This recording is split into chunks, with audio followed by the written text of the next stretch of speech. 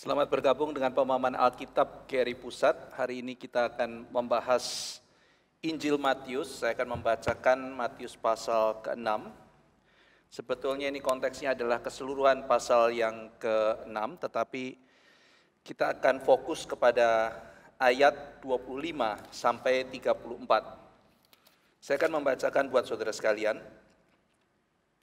Karena itu aku berkata kepadamu, janganlah khawatir akan hidupmu, akan apa yang hendak kamu makan atau minum, dan janganlah khawatir pula akan tubuhmu, akan apa yang hendak kamu pakai. Bukankah hidup itu lebih penting daripada makanan, dan tubuh itu lebih penting daripada pakaian? Pandanglah burung-burung di langit yang tidak menabur dan tidak menuai, dan tidak mengumpulkan bekal dalam lumbung, namun diberi makan oleh Bapamu yang di surga. Bukankah kamu jauh melebihi burung-burung itu? Siapakah di antara kamu yang karena kekhawatirannya dapat menambahkan sehasta saja pada jalan hidupnya? Dan mengapa kamu khawatir akan pakaian? Perhatikanlah bunga bakung di ladang yang tumbuh tanpa bekerja dan tanpa memintal. Namun aku berkata kepadamu, Salomo dalam segala kemegahannya pun tidak berpakaian seindah salah satu dari bunga itu. Jadi jika demikian Allah mendandani rumput di ladang yang hari ini ada dan besok dibuang ke dalam api, tidakkah ia akan terlebih lagi mendandani kamu, hai orang yang kurang percaya? Sebab itu janganlah kamu khawatir dan berkata, apakah yang akan kami makan, apakah yang akan kami minum, apakah yang akan kami pakai. Semua itu dicari bangsa-bangsa yang tidak mengenal Allah, akan tetapi Bapamu yang di surga tahu bahwa kamu memerlukan semuanya itu. Tetapi carilah dahulu kerajaan Allah dan kebenarannya, maka semuanya itu akan ditambahkan kepadamu. Sebab itu, janganlah kamu khawatir akan hari besok, karena hari besok mempunyai kesusahannya sendiri. Kesusahan sehari cukuplah untuk sehari. Mari kita berdoa. Bapa dalam surga, kiranya Tuhan boleh hadir di tengah-tengah pergumulan kami, khususnya kami yang sedang bergumul dengan kecemasan, dengan kekhawatiran.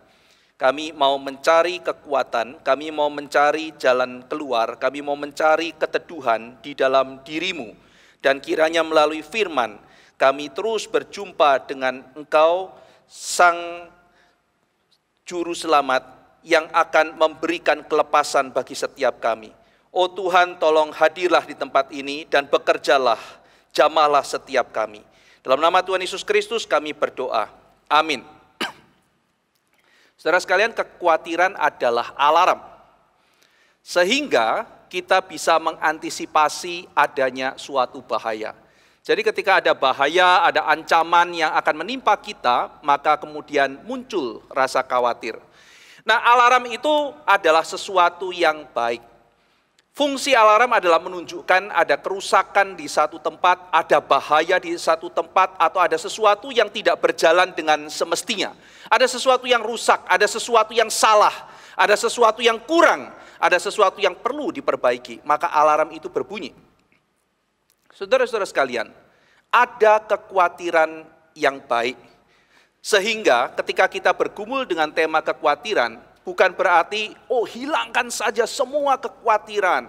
Orang yang khawatir pasti tidak rohani. Saya akan bacakan beberapa teks buat saudara. 1 Tesalonika 3 ayat 5. Ini perkataan Paulus. Itulah sebabnya, maka aku, Paulus, karena tidak dapat tahan lagi, telah mengirim dia supaya aku tahu tentang imanmu. Karena aku, yaitu Paulus, khawatir. Karena aku, Paulus, khawatir. Kalau kamu telah dicobai oleh si penggoda, dan kalau usaha kami menjadi sia-sia. Saudara, teks yang kita baca, 1 Tesalonika 3 ayat 5 menjelaskan bahwa Paulus khawatir. Dia mengkhawatirkan keadaan jemaat, dia khawatir kalau jemaat itu dicobai oleh si penggoda. Sehingga berita Injil dan berita ajaran Kristus yang sudah disampaikan itu menjadi sia-sia. Paulus khawatir. Galatia 4 ayat 11. Aku, yaitu Paulus, khawatir. Muncul lagi saudara. Aku khawatir kalau susah payahku untuk kamu telah sia-sia. Jadi saudara sekalian, khawatir itu bisa menjadi sebuah ekspresi kasih menjadi sebuah ekspresi dan tanda kepedulian. Sehingga di awal ini, sebelum kita nanti membahas masalah kekhawatiran lebih kompleks, saya menunjukkan kepada saudara bahwa tidak semua kekhawatiran itu adalah buruk. Sehingga kemudian kita berfokus, kita hilangkan semua kekhawatiran. Yang khawatir itu tidak rohani, yang khawatir itu orang yang buruk. Tidak tentu. Kita melihat ada kekhawatiran yang patut, ada kekhawatiran yang benar. Seorang Paulus, seorang rohaniwan, seorang gembala mengkhawatirkan jemaatnya, mengkhawatirkan orang-orang yang digembalakan olehnya. Khawatir ekspresi kasih, khawatir ekspresi kepedulian. Sehingga kalau kita melihat ada khawatir yang pada tempatnya, itu bisa menimbulkan respon yang baik. Misalnya saudara, kalau di dalam dunia bisnis itu kan ada tempatnya untuk merasa khawatir. Sehingga ketika orang-orang ini khawatir, mereka itu terpacu untuk lebih inovatif. Wah, ini kalau kita puas diri begini, kita tidak antisipasi hari depan, kalau kita tidak khawatir, semua kenikmatan, semua kemajuan, semua hal unggul yang kita punyai, dalam waktu singkat 5-10 tahun akan ketinggalan dengan yang lain. Maka kita perlu ada tempat untuk khawatir, mendorong kita untuk lebih maju, tidak puas diri, mendorong lebih inovatif. Saudara, sebuah keluarga yang khawatir misalnya akan hari depan anaknya. Ya, sekarang kami berkecukupan, tapi belum tentu loh, nanti hari esok kami akan berkecukupan seperti ini. Lalu kemudian dia antisipasi, menabung dengan bijaksana. Investasi dengan bijaksana dalam hal keuangan. Sehingga dia perkirakan nanti ketika anaknya sudah mengenyam pendidikan, ada biaya yang cukup untuk anak-anaknya nanti bersekolah, untuk kuliah dan sebagainya. Sehingga kekhawatiran, sehingga kecemasan yang pada tempatnya, itu memacu orang berespon dengan baik. Orang yang khawatir akan kesehatannya misalnya, sudah diberi peringatan, wah kamu kalau begitu ya, ini nanti kamu akan gampang terkena penyakit ini atau itu. Wah, dia khawatir. Bagaimana ya kalau kesehatan saya ini terganggu? Nanti saya tidak bisa bekerja dengan baik, saya tidak bisa berkarya, saya mau melayani Tuhan, atau saya juga mau menghidupi keluarga saya. Kalau misalnya saya sakit, kalau misalnya saya kesehatannya tidak prima, maka saya terhalang. Wah, tidak bisa, saya mengkhawatirkan kondisi hari depan. Maka sekarang saya menjaga pola makan, sekarang saya berolahraga, saya masuk dalam pola hidup yang lebih sehat. Maka saudara-saudara sekalian, itu kekhawatiran pada tempatnya. Kekhawatiran yang normal, kekhawatiran yang mempedulikan sesuatu, ekspresi daripada kasih mungkin, ekspresi dari tanggung jawab, dan direspon dengan benar. Kekhawatiran yang seperti itu tentu saja tidak boleh dihilangkan. Bahkan kekhawatiran seperti itu mendorong orang berespon dengan baik. Saudara-saudara sekalian, maka orang yang sama sekali tidak khawatir, betul-betul tidak ada khawatir, belum tentu loh orang itu rohaninya baik. Belum tentu. Nah, kalau misalnya ada orang yang mengatakan saya tidak mau peduli pada apapun, ketika dia tidak peduli, dia bisa mematikan alarm khawatir ini. Jadi orang yang tidak peduli pada apapun, dia bisa tidak khawatir. Dia bisa mematikan alarm itu, dia bisa mematikan tanda bahaya tersebut. Kenapa dia tidak khawatir? Dia tidak peduli, dia tidak peduli sama sekali. Contoh seorang ibu yang khawatir, aduh anaknya sakit. Ini nanti kalau anak saya bertambah parah bagaimana? Dia khawatir akan kesehatan anaknya. Kenapa? Karena dia peduli, dia sayang sama anaknya. Bayangkan kalau ibu itu mengatakan, ah kamu sakit, kan salahmu sendiri. Mama sudah kasih tahu, kamu mau sakit, mau parah, mama tidak peduli. Dia tidak akan khawatir. Dan itu tidak baik, bukan? Nah saudara, bayangkan seorang ibu yang peduli pada kesehatan suaminya. Seorang ibu yang mengasihi, seorang istri yang mengasihi suaminya. Pada waktu suaminya sakit, wah dia sedih luar biasa. Dia khawatir apa yang akan terjadi pada suami atau istri saya. Maka kekhawatiran itu menjadi tanda dia cinta, tanda dia peduli, tanda dia ingin berbagian di dalam kesulitan orang lain. Tetapi kalau orang itu masa bodoh, tidak peduli, kamu sakit, tidak peduli. Itu adalah akibat perbuatanmu sendiri. Maka kamu yang tanggung akibatnya, salah sendiri tidak hati-hati. Maka tidak khawatir, justru tidak benar. Bukan merupakan sesuatu kebenaran kalau dia tidak khawatir. Anak tidak naik kelas, hampir tidak naik kelas. Lalu orang tuanya khawatir sekali. Aduh ya anak ini bagaimana ya, nilai-nilainya jelek semua. Sekarang sudah tinggal 2 minggu lagi akan masuk kepada ulangan terakhir. Lalu apakah anak saya ini akan naik kelas? Aduh khawatir sekali. Anaknya tidak peduli. Oh mama papa, tidak beriman. Jangan khawatir. Loh, nak bukan begitu. Bagaimana kalau kamu nanti tidak naik kelas? Tidak peduli. Papa mama kan berkecukupan. Papa mama kan kaya. Saya tidak naik kelas ya tidak apa-apa. Untuk apa? Cuma naik kelas saja. Saudara bayangkan ada orang yang tidak peduli sama sekali. Misalnya dengan studinya. Tapi mungkin ada anak yang cari hamba Tuhan. Saya sering ada anak-anak datang sebelum dia menghadapi tes atau dia mau masuk perguruan tinggi atau apa. Dia bilang, Pak tolong didoakan. Kami khawatir, tolong didoakan supaya Tuhan kasih kekuatan. Nah, orang-orang yang seperti itu belum tentu tidak rohani loh. Justru mungkin kekhawatiran itu adalah karena dia bertanggung jawab. Karena dia peduli. Sementara orang yang tidak peduli sama sekali, menunjukkan dia tidak khawatir. Jadi kebebasan dari rasa khawatir bisa karena iman. Tetapi kebebasan dari rasa khawatir jangan-jangan adalah karena tidak peduli. Nah, maka saya membuka pemahaman Alkitab hari ini dengan kenyataan tersebut. Kita melihat di dalam kitab Tesalonika dan Galatia, Paulus sendiri menyatakan bahwa dia khawatir, dan kita melihat bahwa kekhawatiran itu adalah kekhawatiran yang indah. Khawatir karena cinta, khawatir karena peduli, khawatir karena sebuah perasaan tanggung jawab. Seorang teman pada waktu sakit pergi ke dokter, lalu cerita ke saya. Dokter bilang saya ini sakitnya karena stres. Oh gitu ya, banyak pikiran ya. Iya. Terus kemudian ditanya sama dokternya, Bapak ini profesinya apa? Oh saya ini pelayanan, saya ini seorang vikaris, saya ini melayani Tuhan. Loh, kata dokternya, pendeta kok stres? Pendeta itu ya tidak stres, melayani Tuhan itu sukacita, kok pendeta stres? Saya tanya sama teman, terus jawab apa? Saya cuman senyum-senyum. Wah salah, mesti jawab.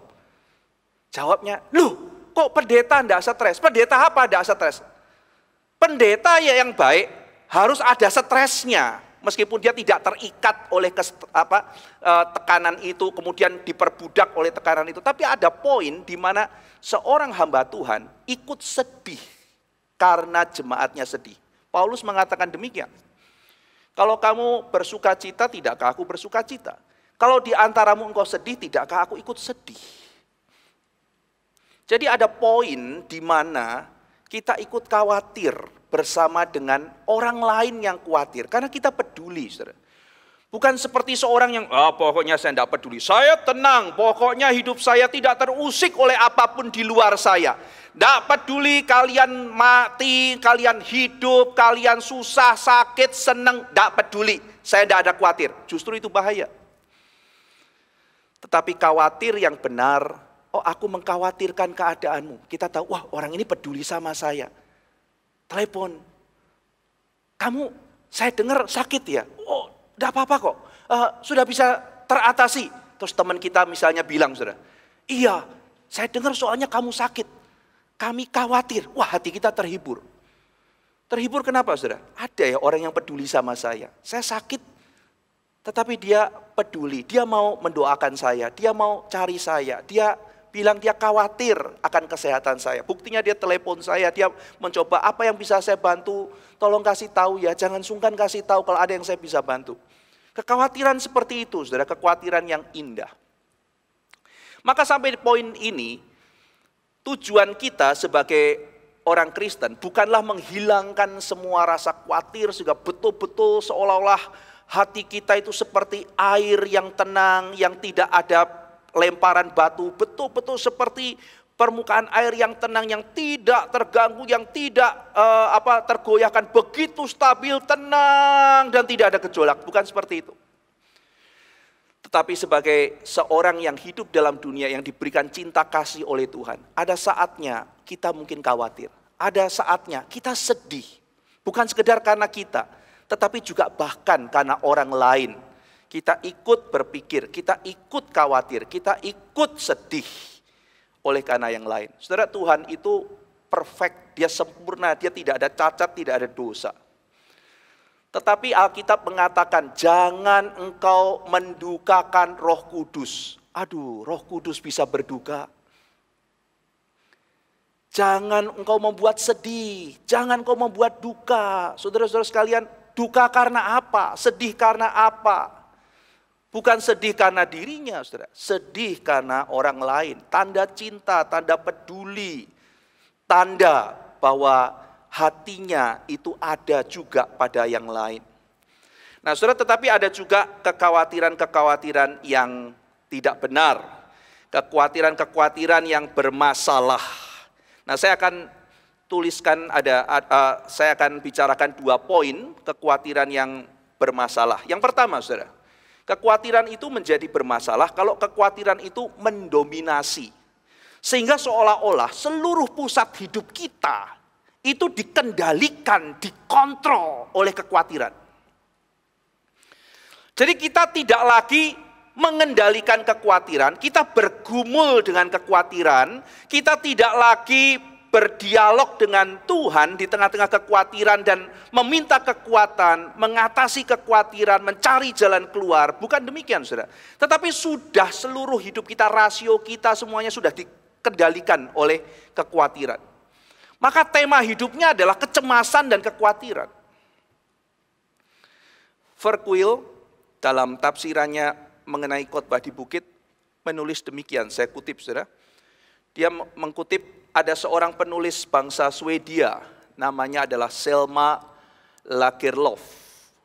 Dalam sebuah bukunya, Selma menceritakan kisah tentang petenung tua perempuan. Tukang tenung perempuan ini suka memasuki rumah-rumah. Nama petenung itu adalah Khawatir. Khawatir si petenung tua ini masuk lewat pintu. Diusir keluar lewat pintu. Masuk lewat jendela. Tidak gampang. Menyelinap. Sudah diusir keluar lewat pintu. Masuk lagi lewat jendela. Dibuang keluar dari jendela. Masuk melalui cerobong asap.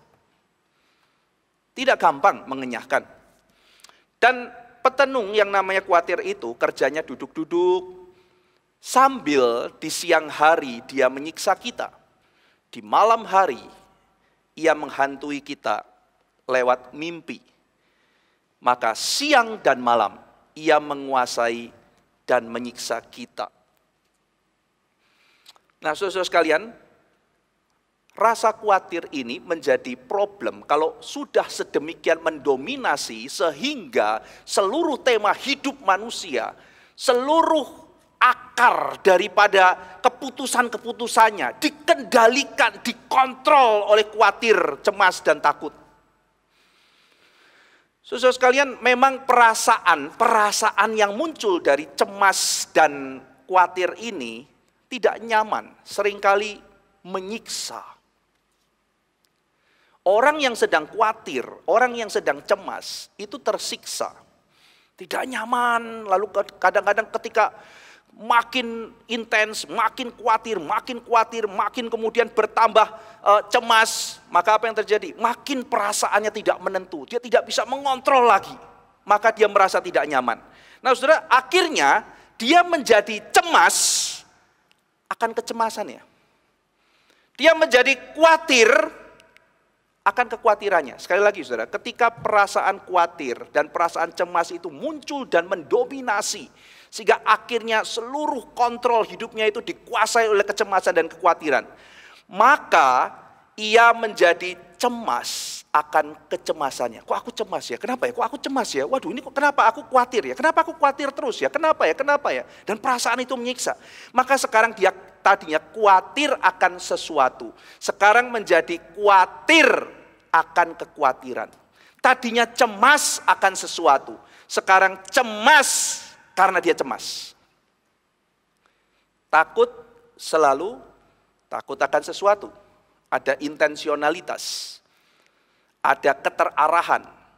Cemas, itu cemas akan sesuatu.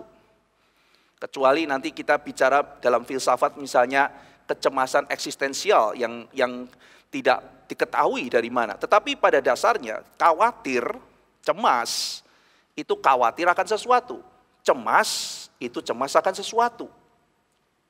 Nah saudara sekalian, maka khawatir dan cemas itu memiliki objek. Nah, lalu kemudian karena ketakutan, karena kekhawatiran, karena kecemasan itu demikian menyiksa, maka sekarang dia cemas, objeknya apa? Objeknya kecemasannya. Khawatir, objeknya apa? Objeknya kekhawatirannya. Karena pengalaman cemas dan khawatir itu sendiri seringkali tidak menyenangkan dan bahkan bisa menyiksa. Nah, saudara sekalian, makin lama seringkali orang-orang tersebut tidak lagi fokus kepada penyebab kecemasannya. Tidak lagi fokus. Tetapi fokusnya adalah pada kecemasan itu sendiri. Dia tidak lagi peduli, tidak lagi berusaha untuk mencari objek apa yang menjadi objek kecemasannya, tetapi dia menganggap kecemasan itu sendiri sebagai sebuah objek yang harus dihindari. Ya, ada mungkin yang kemudian pergi untuk mencari nasihat medis melalui medication dari dokter dan sebagainya. Lalu kemudian dia setelah mendapat obat, sayangnya mereka juga tidak kemudian melanjutkan untuk mencari tahu apa penyebabnya, apa akarnya. Maka mereka menganggap kadang-kadang setelah punya obat itu bisa mengenyahkan kecemasan. Iya, mungkin obat itu bisa mengurangi, bisa menghilangkan untuk sementara kecemasan. Tetapi bukankah dia cemas atau khawatir karena sesuatu? Dia khawatir karena sesuatu. Sekarang kekhawatirannya ini dihilangkan dengan medication. Karena manusia itu adalah pikiran, bagian rohani, tetapi ada juga bagian tubuh. Ada hormon, ada berbagai macam hal yang memang ketika diobati dengan hal-hal tertentu, secara fisik mungkin ada perubahan. Tetapi, saudara sekalian, seringkali akar masalahnya tidak disentuh lagi. Seperti misalnya seseorang yang kadar kolesterol jahatnya atau kolesterol tidak baiknya itu tinggi, lalu pergi ke dokter. Wow, setelah dicek di lab, ini kadar kolesterol yang tidak baiknya tinggi. Nah, sekarang saya kasih obat. Wah, dokter sudah kasih obat. Terus ditanya kan, bagaimana kemarin sakit? Oh, sudah ke dokter. Sudah cek. Gimana? Oh, sudah punya obat kok, sudah punya obat gitu. Oh, sudah punya obat. Jadi penyebabnya apa? Oh, enggak, ya sudah ada obat. Boleh minum ini, makan terserah, apapun terserah, pokoknya sudah ada obat. Iya, sudah ada obat, tapi sumbernya apa ya? Apakah makanan yang kurang sehat? Apakah gaya hidup yang kurang sehat? Apa yang menjadi penyebabnya? Tidak dicari. Demikian juga dengan kecemasan, dengan kekhawatiran. Oh, aku sudah ada obat. Kadang-kadang, saudara, setelah itu orang tidak peduli lagi akan akar permasalahannya. Mungkin orang cemas karena pernikahannya. Mungkin orang khawatir karena dia tidak bisa berprestasi. Mungkin ada orang yang khawatir karena pekerjaannya mungkin bisa hancur. Ada orang yang khawatir mungkin bagaimana kalau saya tidak punya pasangan hidup. Ada orang yang khawatir bagaimana kalau saya tidak diterima oleh mertua saya. Ada orang yang khawatir mungkin bagaimana kalau orang yang saya cintai itu meninggal. Ada orang yang khawatir, orang yang cemas karena dia takut disakiti hatinya oleh seseorang. Ada orang yang takut atau khawatir karena dia sudah jatuh dalam dosa dan sekarang nuraninya menegur. Maka bagi saudara-saudara yang sudah terikat begitu dalam oleh kekhawatiran, oleh kecemasan, Alkitab mengatakan biarlah engkau menjadi tenang dan engkau berdoa kepada Tuhan. Mulai minta Tuhan, munculkanlah, saudara, pelan-pelan, mungkin dengan bimbingan orang yang mengasihi Tuhan, sahabat saudara yang saudara bisa percaya, hamba Tuhan yang saudara bisa percaya, saudara mulai gali. Apa yang menjadi sumber kecemasan? Bukan sekedar khawatir akan kekhawatiran. Dikembalikan, apa ya yang menjadi kekhawatiran saya itu? Nah saudara, itu yang pertama. Dan yang kedua saudara, ada orang yang khawatir karena alasan-alasan yang sebetulnya berdosa. Jadi ini kekhawatiran yang berdosa. Karena asal khawatirnya itu adalah dosa, dan rasa khawatirnya ini mendorong respon yang berdosa. Saya ambil contoh saudara. Anak sekolah khawatir dia tidak akan lulus di dalam ujian minggu depan. Oh, minggu depan saya akan ujian. Saya khawatir sekali, saya tidak lulus. Kenapa dia khawatir? Karena selama 1 semester dia malas-malasan dan dia tidak belajar.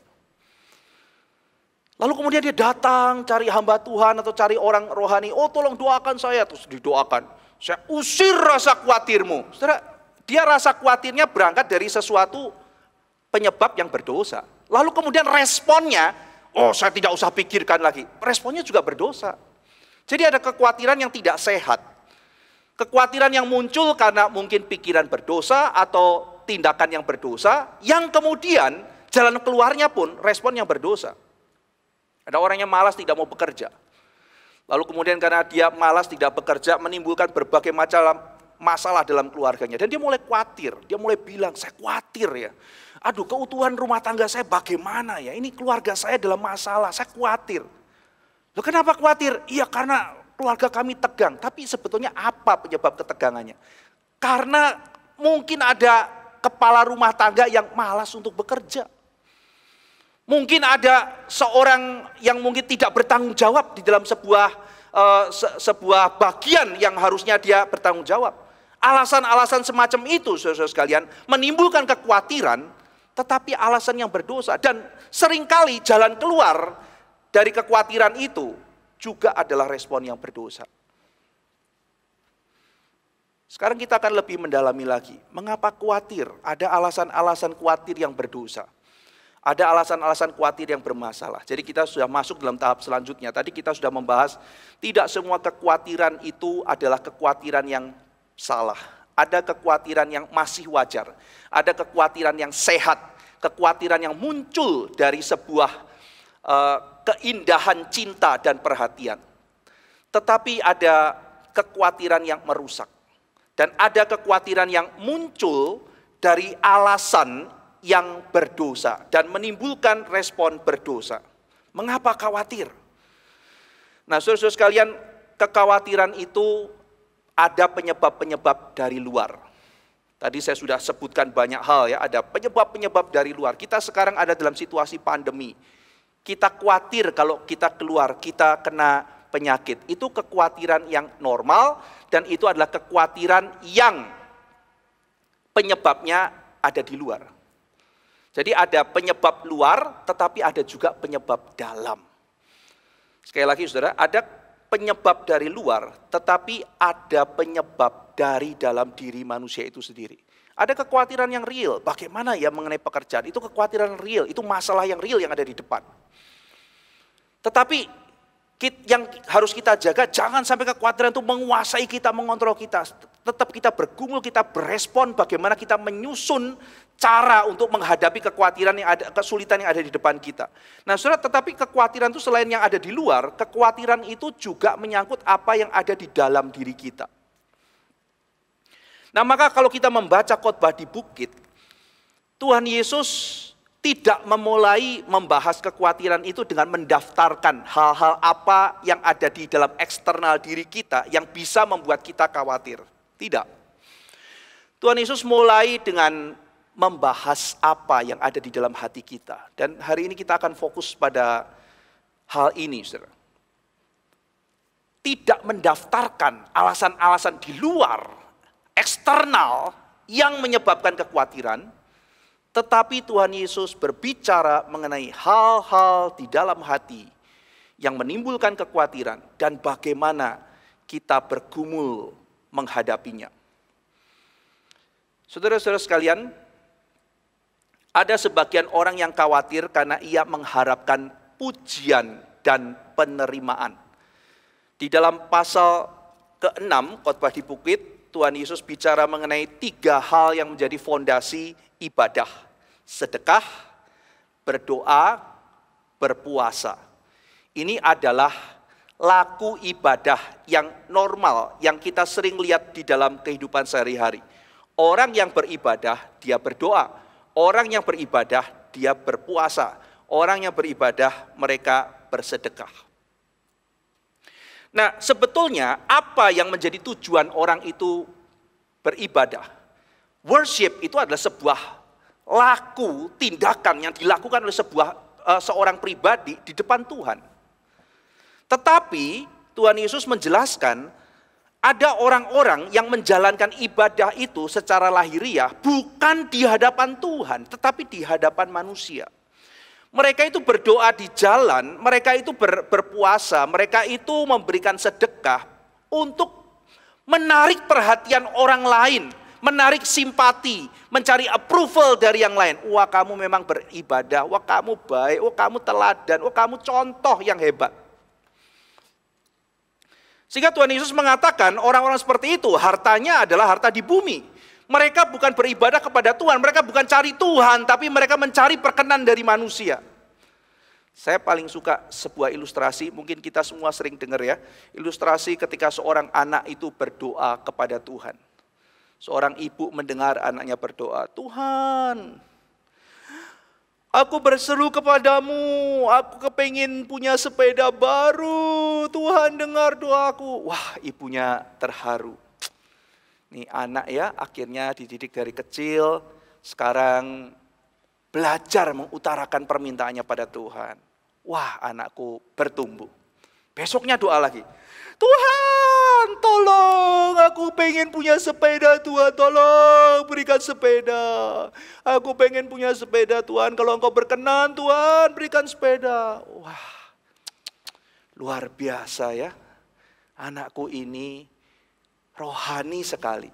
Punya permintaan, minta sama Tuhan. Terus ibu ini panggil anaknya.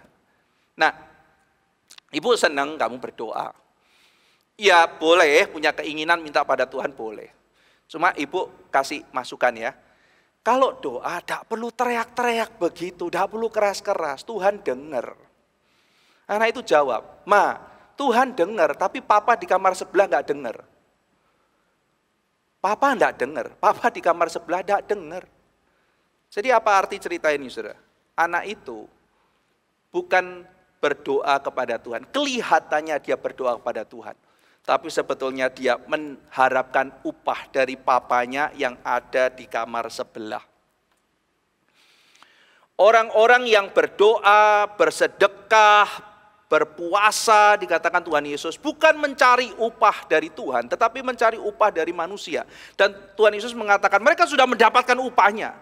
Mereka kan mau mencari pujian kan, oke, mereka dipuji oleh manusia. Mereka ingin mendapatkan approval, oke, manusia memberikan approval. Tetapi Tuhan tidak berkenan pada mereka.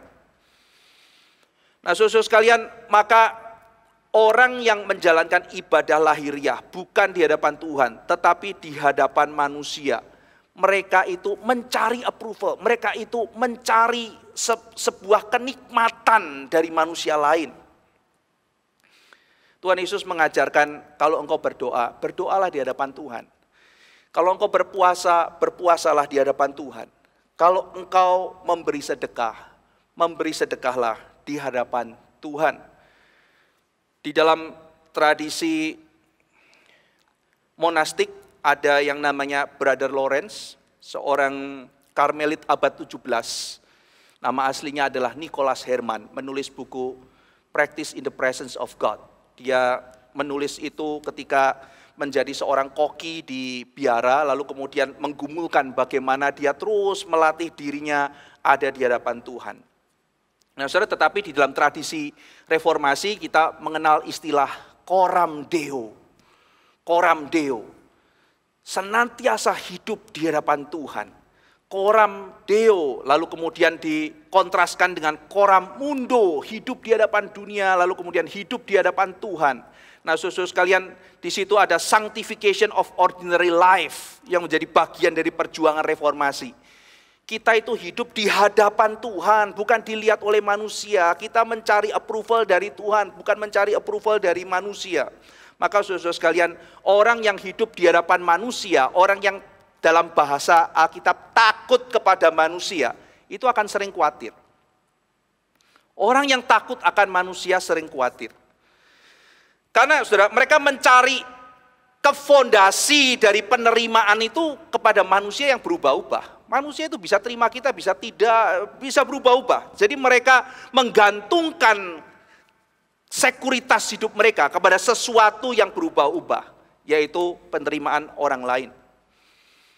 Epictetus, seorang stoik, bagi saudara yang suka membaca filsafat klasik tentunya tidak akan melewatkan karya dari Epictetus ya, satu tulisan yang ada keindahan tersendiri di dalamnya. Dia mengatakan bahwa dia itu budak gitu ya. Dulunya dia budak lalu kemudian dibebaskan. Tapi dia mengatakan meskipun dia dulu jadi budak, dia melihat ada begitu banyak orang yang katanya merdeka, tapi sebetulnya terikat dan menjadi budak.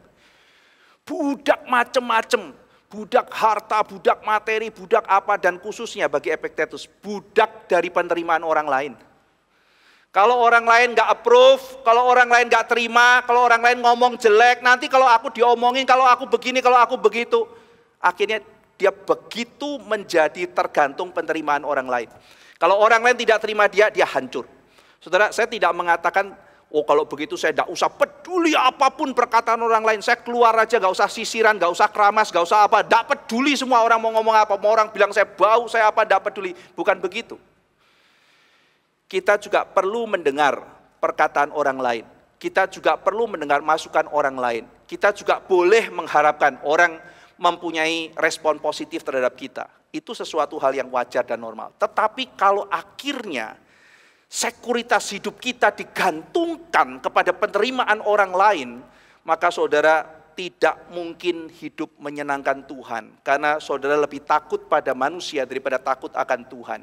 Ketika Tuhan mau saudara berdiri dan mengatakan sesuatu yang tidak disenangi oleh orang lain, melakukan sesuatu yang tidak disenangi oleh orang lain, sesuatu yang ketika saudara lakukan, saudara tidak akan di-approve, tidak akan dipuji, tidak akan diagung-agungkan, maka saudara akan takut melakukan itu.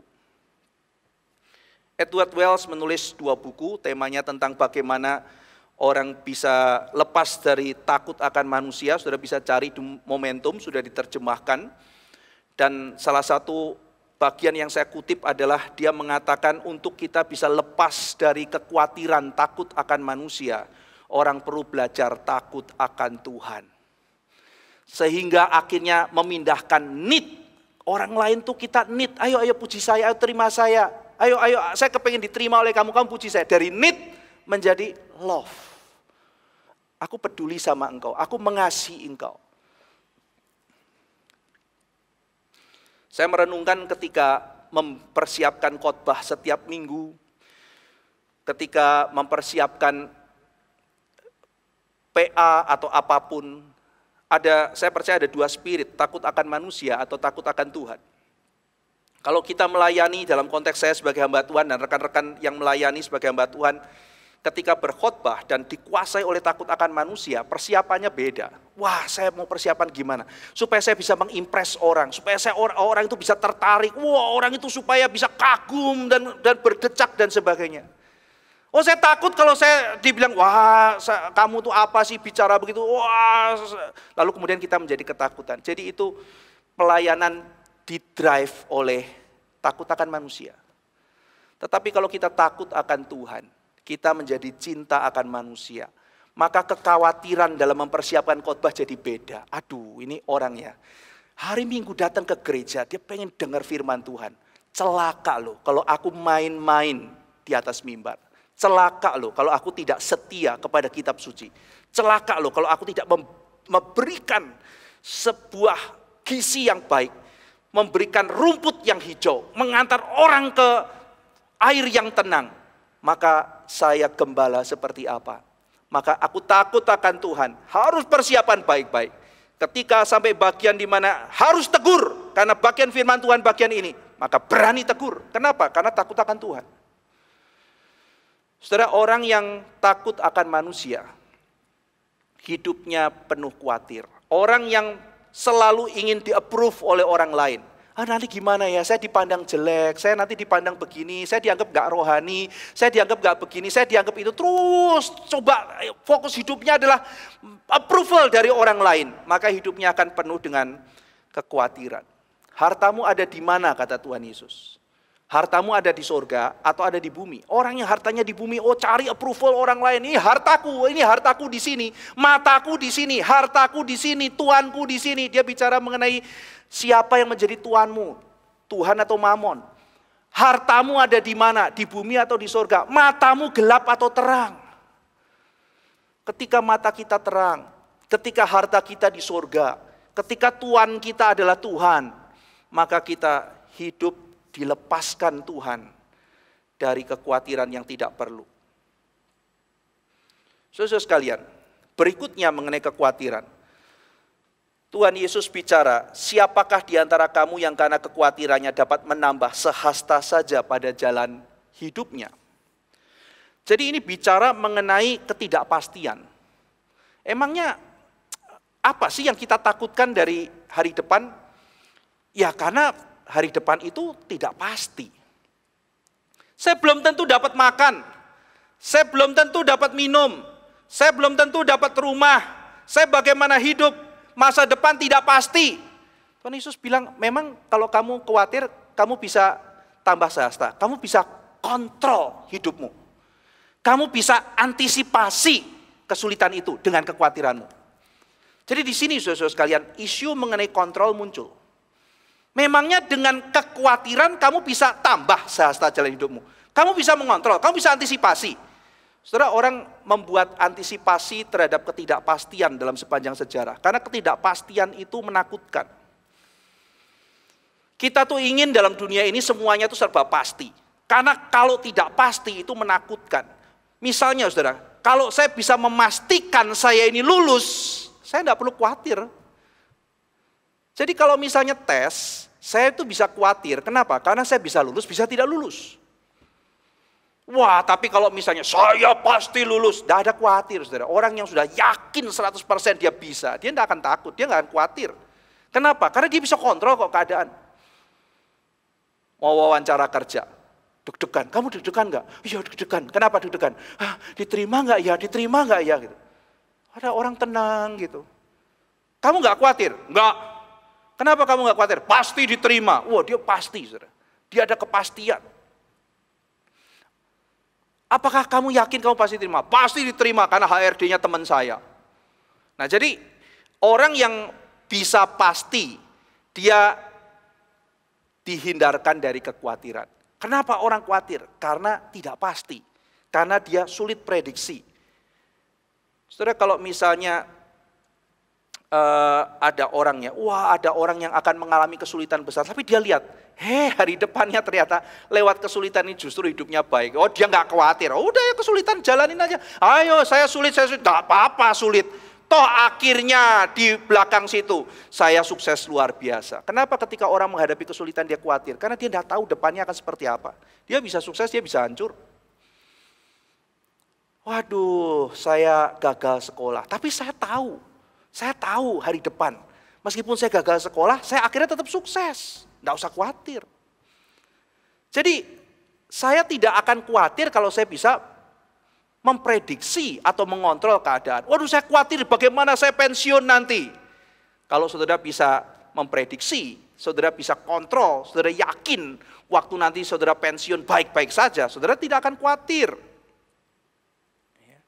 Aduh gimana ya nanti kalau tua saya tidak bisa bertahan, kalau saya sakit keras bagaimana ya, biaya pengobatan bagaimana ya, itu saya mendengar banyak kekhawatiran semacam itu dan itu real sekali. Bagaimana ya Pak Ivan ya nanti kalau saya udah tua sakit-sakitan lalu kemudian pengobatannya bagaimana gitu. Setelah itu muncul karena dia tidak bisa mengontrol. Kalau orang mengatakan saya tidak akan mungkin sakit, saya pasti tahu itu, saya bisa mengontrol saya tidak akan sakit, dia nggak akan khawatir. Jadi kekhawatiran muncul karena ada perspektif hari depan yang unpredictable dan kita tidak bisa kontrol. Tidak bisa kontrol. Nah dunia ini berubah saudara, dunia ini tidak tetap. Kalau kita membaca ya saudara, satu bagian yang paling misalnya membahas bagian ini demikian limpah itu Pengkhotbah pasal 3 ya. Di situ saudara akan melihat ya, menakutkan sekali, ada perubahan demi perubahan. Seolah-olah manusia itu tidak bisa mengatur, untuk segala sesuatu ada waktunya. Ada waktunya, saudara. Jadi kalau waktu susah, saudara mau ketawa ya susah. Saudara. Waktunya lagi waktu susah kok, ini waktunya berkabung. Saudara, aku mau ketawa, ini waktunya berkabung, tidak bisa. Saya maunya ketawa, tidak, ini waktu berkabung. Oh, saya mau berkabung, tidak, ini waktunya tertawa. Untuk segala sesuatu ada waktunya, momen itu berubah. Dan di situ menakutkan sekali, artinya kalau segala sesuatu berubah, sekarang kalau saya sukses, saya bisa gagal loh. Sekarang saya sukses, 5 tahun lagi mungkin saya hancur, 10 tahun lagi mungkin saya gagal. Oh, sekarang saya sehat, oke. 10 tahun lagi mungkin kamu sakit keras. Sekarang saya sejahtera, oke. 5-10 tahun lagi mungkin kamu celaka. Karena semua berubah dan unpredictable. Siapa bisa ada jaminan? Nah, karena tidak ada jaminan, kebalikannya juga bisa terjadi. Sekarang saya sakit, oh 5 tahun lagi mungkin saya sangat sehat dan jantung saya seperti atlet. Sekarang saya kekurangan, 10 tahun lagi kau akan kelimpahan. Bisa saja kebalikannya. Jadi tidak bisa dikontrol, saudara. Tidak bisa dikontrol. Maka karena manusia tidak bisa mengontrol, dalam sejarah manusia seringkali mengantisipasi, membuat planning, dan hal itu tidak salah. Membuat planning itu tidak salah. Ada orang yang zaman dulu sebelum planning dan sebagainya itu orang-orang yang membuat misalnya ramalan, membedah perut ini ya, perut hewan, lalu cari, lalu kemudian dia pergi ke orakel, meramal dan sebagainya, saudara. Jadi ramalan-ramalan itu tujuannya adalah untuk meminimalkan resiko.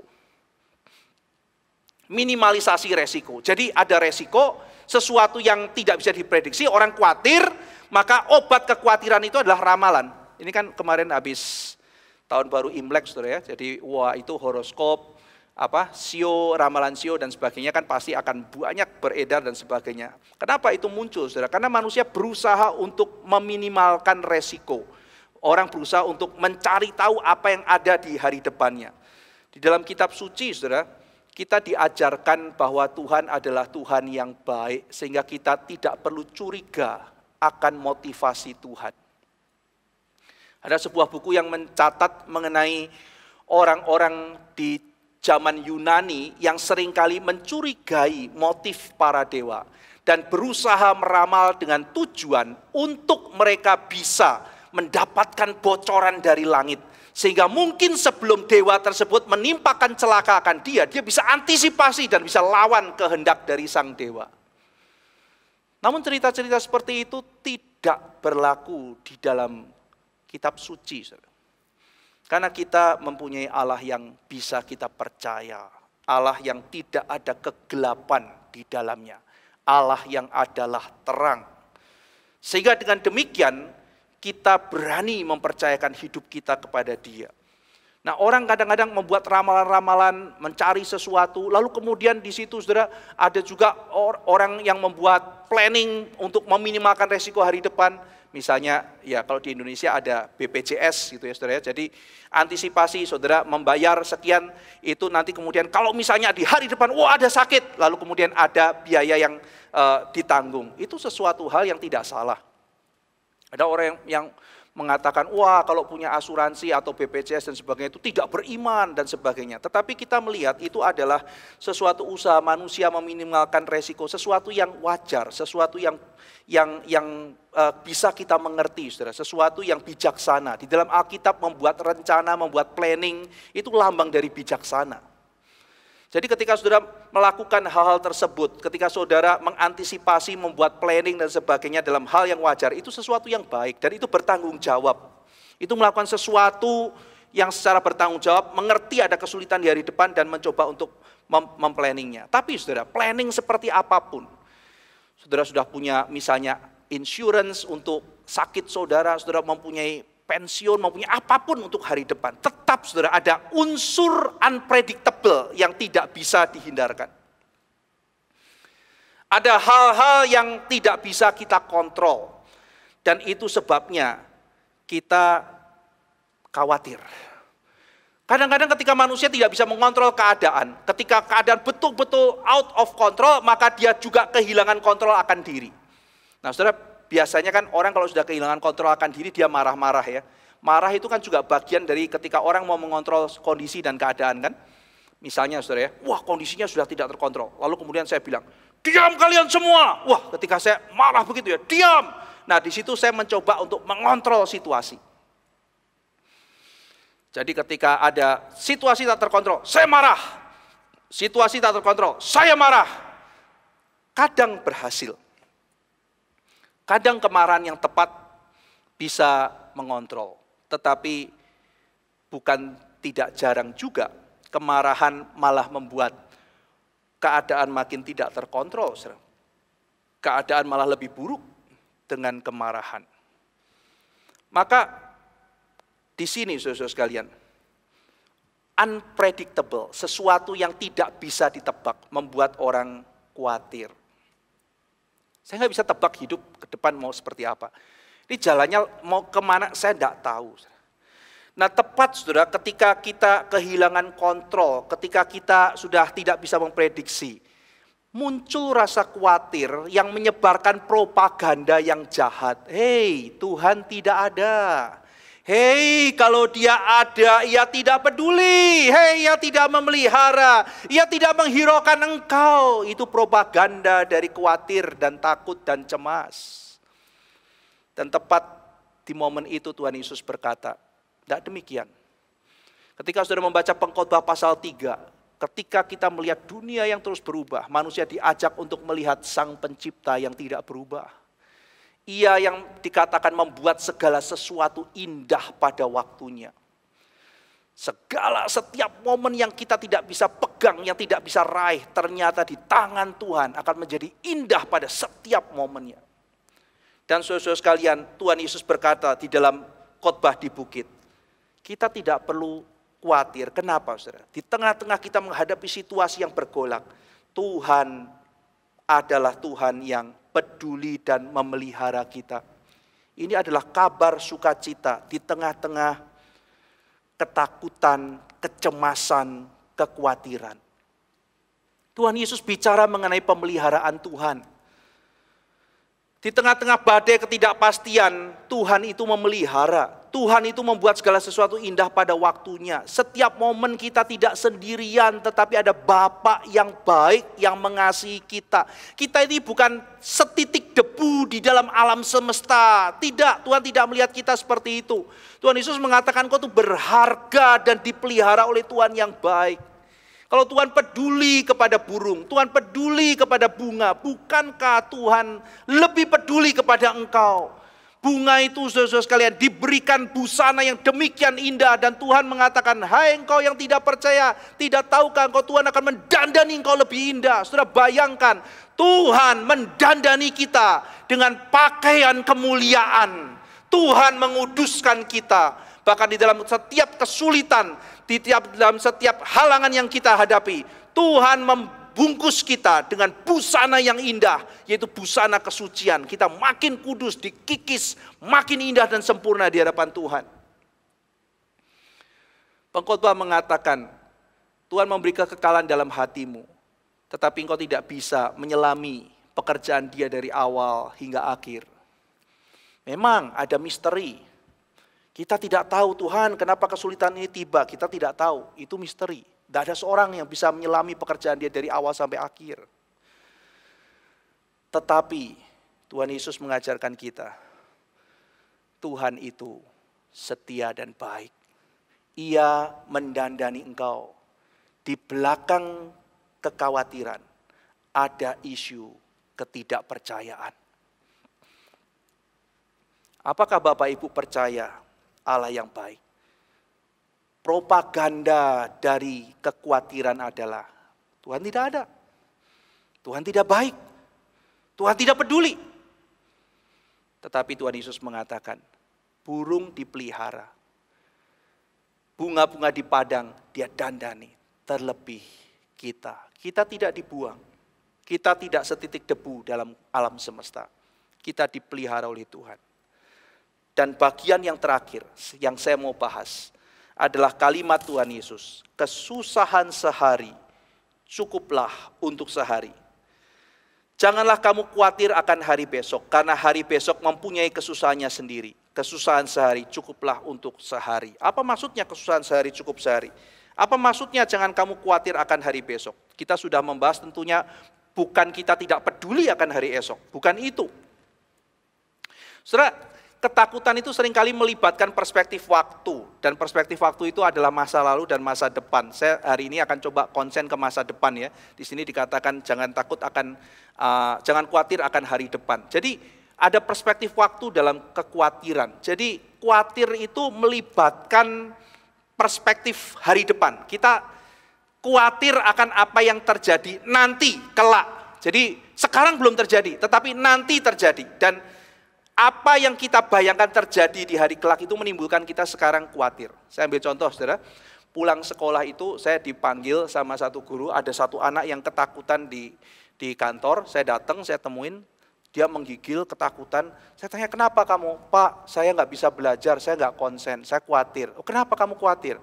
Iya Pak, nanti pulang sekolah ada anak sekolah lain yang cegat saya. Dia mau pukul saya, mau celakai saya dan sebagainya. Loh kenapa? Oh dia jelaskan, anak itu salah paham dan sebagainya. Jadi saudara, dia itu takut, dia itu khawatir, dia itu cemas. Dia sekarang tidak ada apa-apa. Tapi dia khawatir akan nanti pulang sekolah, akan ada orang yang tunggu dia, yang akan celakai dia. Lalu saya bilang sama dia, oke, sekarang kamu tenang sebentar, habis itu masuk kelas, ikut pelajaran seperti biasa. Nanti pulang sekolah, Pak Ivan akan bareng sama kamu. Yuk kita ajak ngobrol orang itu. Nanti kalau orang itu datang mau pukul, lalu Pak Ivan akan coba baik-baik ajak bicara, harap kalian berdua bisa Pak Ivan damaikan. Wah dia tenang sedikit ya. Oh ya terima kasih Pak. Terus kemudian dia bilang, tapi Pak, dia bagaimana kalau bawa senjata dan sebagainya? Dia punya senjata ini, itu dan sebagainya. Lalu saya bilang, ya kita doa, lalu kemudian nanti kita antisipasi bagaimana caranya. Misalnya dia pakai senjata, kita lakukan apa yang bijaksana. Tetapi kamu sudah, jangan khawatir, kamu sekarang masuk, nanti pulang sekolah, Pak Ivan akan temani kamu. Dan kita akan selesaikan baik-baik supaya tidak ada perkelahian. Nah saudara sekalian, anak itu masuk dan dia bisa tenang. Kenapa saudara? Karena kekhawatiran itu, kekhawatiran yang akan datang. Jadi bagaimana mengantisipasi apa yang akan ada. Jadi ada perspektif waktu saudara. Takut akan sesuatu yang akan terjadi. Nah, jadi apa yang dimaksud dengan kesusahan sehari cukup sehari? Ini tema panjang, saudara. Ada berbagai cara menjawab. Kalau kita mempelajari sepanjang sejarah bagaimana orang baik dalam filsafat, spiritualitas dan lain-lain menjawab hal ini, ada begitu banyak jawaban. Dan kita akan membandingkan dengan apa yang diajarkan oleh Tuhan Yesus. Nah, saudara, misalnya ada cara berpikir yang diangkat dan mungkin sebetulnya juga dikritisi oleh film Lion King, yaitu filosofi Hakuna Matata. Hakuna Matata itu artinya tidak usah khawatir gitu ya. Jadi Hakuna Matata itu ceritanya ya, filosofi ini munculnya bagaimana? Ada seorang yang namanya Simba, singa ini ya. Jadi Simba ini pergi dengan perasaan bersalah karena dia merasa bahwa dia membunuh menjadi penyebab kematian dari papanya, sang Raja Musafa. Jadi sang raja sudah mati, dia dituduh bahwa penyebabnya adalah Simba kecil ini. Dia pergi lari gitu dari kampung halamannya dengan perasaan bersalah. Lalu kemudian di situ dia ketemu dengan dua orang temannya. Ya, lalu kemudian dua orang temannya itu menghibur Simba yang sedih, yang merasa bersalah. Dia mengatakan, sudahlah. Saya ajarkan sesuatu hal buat kamu supaya kamu lepas dari kesedihanmu, lepas dari kekhawatiran kamu. Apa? Di sini berlaku hukum Hakuna Matata, itu moto kami. Apa itu Hakuna Matata? Hakuna Matata itu no worries, tidak usah pikirin, ya kan? Jadi ya tidak usah khawatir, tidak usah pikirin, ya sudah kita lupakan saja semuanya. Kita tidak usah peduli lagi. Hakuna Matata. It's a wonderful phrase, demikian kata mereka. Nah itu adalah nasihat teman-teman Simba, tetapi di film itu sendiri nanti di counter. Jadi akhirnya di situ Simba justru diajak untuk melihat kembali siapa dirinya, berangkat dari identitasnya, lalu menghadapi setiap kesulitan yang ada dan tidak lari. Oh, saya tidak khawatir, kenapa? Saya tidak peduli, saya lari kok, saya coba lari. Oh Simba, kata seorang yang datang, tolong, negeri kita terancam, negeri kita rusak. Oh, saya tidak khawatir, saya tidak peduli, saya tidak peduli. Apakah itu artinya Hakuna Matata? Tidak usah peduli, no worries. No worries akan hari depan, Hakuna Matata. Kesusahan sehari cukup sehari, besok Hakuna Matata, no worries, tidak peduli. Tentu saja bukan demikian, tadi kita bicara mengenai planning dan sebagainya, dan planning sesuatu yang baik. Kalau orang tidak peduli, maka orang tidak perlu membuat planning akan hari depan, dan itu sesuatu yang tidak bijaksana. Banyak penasehat itu baik, kata Alkitab, banyak nasihat itu membangun. Berarti merencana, memikirkan, mengantisipasi kesulitan, itu sesuatu yang baik. Saudara sekalian, Tuhan berfirman, suatu kota akan kuat kalau banyak penasehat. Itu firman Tuhan. Tugas penasehat itu membuat rencana. Jadi Tuhan juga ajarkan kalau kamu mau perang, kamu mau bikin rumah, kamu harus berhitung, kamu harus bikin planning. Jadi ketika mau perang, planning. Mau membangun rumah, planning. Jadi saudara, planning itu baik. Kesusahan sehari, cukup untuk sehari. Berarti ini pasti bukan gaya hidup penuh ilusi. Oh tenang saja, besok pasti akan baik sendiri. Mungkin itu tidak bertanggung jawab. Kesusahan sehari, cukup untuk sehari. Tidak usah pikir, hari depan akan baik sendiri. Tidak usah diapa-apain, tidak usah peduli, tidak usah dipikirin. Pokoknya senang sekarang. Bukan seperti itu, saudara. Saudara-saudara sekalian, Tuhan itu selain mencipta, juga adalah Tuhan yang memelihara. Tuhan itu menopang, memberi kekuatan. Pemazmur mengatakan kalaupun ia terjatuh, tidak sampai terantuk, tidak sampai dibiarkan Tuhan tergeletak. Karena Tuhan menopang tangan sang pemazmur. Ada kekuatan, ada pemeliharaan. Hari ini kita bisa hidup, saudara sekalian. Hari ini kita bisa menjalaninya, adalah karena anugerah. Nah, saudara sekalian, seringkali kita melihat hari depan, kita fokus melihat hari depan, lalu kemudian kita melihat ada kesulitan, kita melihat ada tantangan, kita lihat itu, saudara, kesulitan, tantangan. Tapi kita lupa, saudara, bahwa seiring dengan kesulitan, Tuhan itu juga memberikan pemeliharaan dan kekuatan. Saudara, kalau hari ini saya dan saudara masih bisa hidup, masih bisa merenungkan firman Tuhan, masih bisa berkarya, meskipun kesulitan begitu banyak, meskipun ada begitu banyak hal yang perlu kita khawatirkan, meskipun tantangan itu belum berhenti, tetapi hari ini saya dan saudara bisa melewatinya. Itu adalah tanda Tuhan memelihara kita. Nah saudara, sebagaimana hari ini kita dikuatkan untuk menghadapi hari ini. Kita melihat, 5 tahun lagi kesulitan akan begitu besar, saya takut, saya khawatir. 10 tahun lagi akan ada penuh kesulitan. 15 tahun lagi lebih parah lagi kesulitannya. Saudara sekalian, dulu ketika anak-anak itu atau kita sedang SD, kita lihat orang-orang tua kita, aduh, jadi orang tua itu berat ya, bisa nggak ya saya kalau jadi orang tua? Saya juga waktu kecil melihat papa saya, aduh saya bisa nggak ya suatu hari jadi papa? Kelihatannya berat, kesulitan banyak. Papa itu harus menghadapi tekanan pekerjaan, harus apa segala macam, berusaha jadi papa yang baik di rumah. Wah nggak gampang, nanti ketika saya besar bisa nggak ya?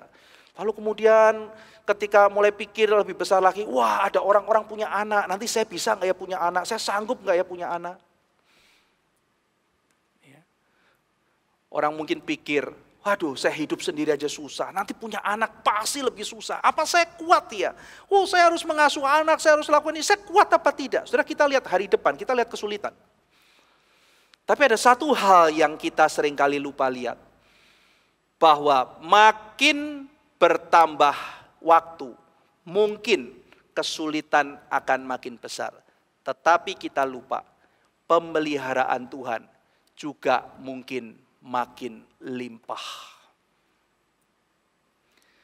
Kalau saya lihat 10 tahun lagi, saya misalnya berimajinasi, wah Saya akan menghadapi kesulitan 10 tahun lagi, mungkin 5 kali lipat lebih besar dari kesulitan saya sekarang. Wah, saya takut. Oh, saya takut, saya khawatir. Oh Tuhan, bagaimana Tuhan? 10 tahun lagi mungkin akan ada kesulitan 5 kali lebih besar. Sekarang saja sudah sulit, apalagi 10 tahun lagi. 5 kali lebih besar, saya mana kuat. Tapi jangan lupa saudara, mungkin 10 tahun lagi ketika kita menghadapi kesulitan, kesulitannya tambah 5 kali, iman kita tambah 7 kali. Atau mungkin tambah 10 kali. Jadi ketika di momen itu, kesulitan itu tiba, pemeliharaan Tuhan juga tiba. Kesusahan sehari cukup untuk sehari.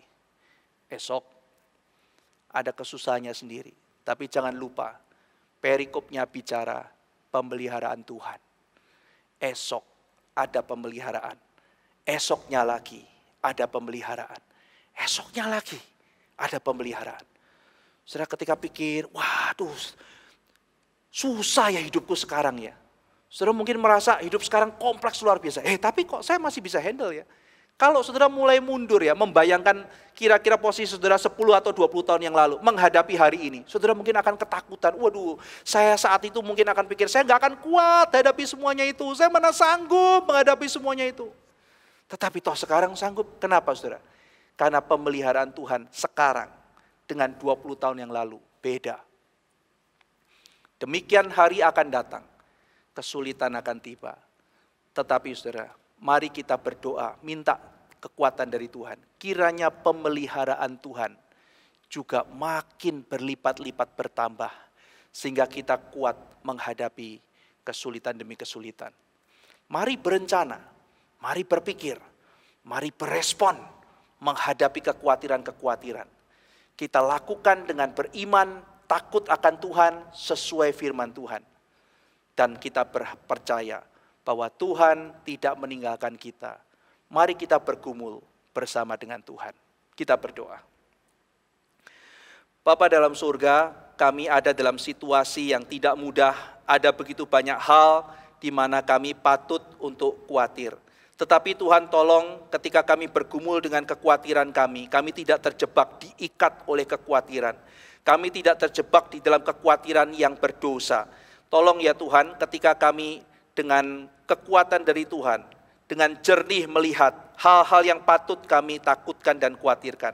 Ketika kami bisa berespon dengan bijaksana Tuhan, mengantisipasi hal-hal yang mungkin akan mencelakakan. Dengan bijaksana dari Tuhan, dengan iman dari Tuhan, dan dengan kepercayaan bahwa Tuhan memelihara kami. Dan Tuhan akan menyertai kami hari demi hari. Kalau setiap hari ada berkat Tuhan, esok kesusahan, kami tidak takut karena Tuhan akan menambahkan berkat dan kekuatan pada kami. Terima kasih untuk pemahaman Alkitab pada hari ini. Dalam nama Tuhan Yesus Kristus kami berdoa. Amin. Demikian pemahaman Alkitab pada hari ini. Pada Jumat yang akan datang kita juga akan bersama-sama mengikuti pemahaman Alkitab. Saudara-saudara sekalian diundang untuk mengikuti pemahaman Alkitab setiap hari Jumat pukul 18.30. Dan minggu yang akan datang temanya adalah orang mati dan penghakiman yang akan dibawakan oleh pendeta Jimmy Pardede. Demikian pemahaman Alkitab pada hari ini. Saudara-saudara sekalian yang akan memberikan persembahan, mari kita berikan persembahan lewat QR yang dicantumkan atau saudara bisa transfer di nomor rekening yang sudah disediakan di layar. Selamat malam, Tuhan memberkati.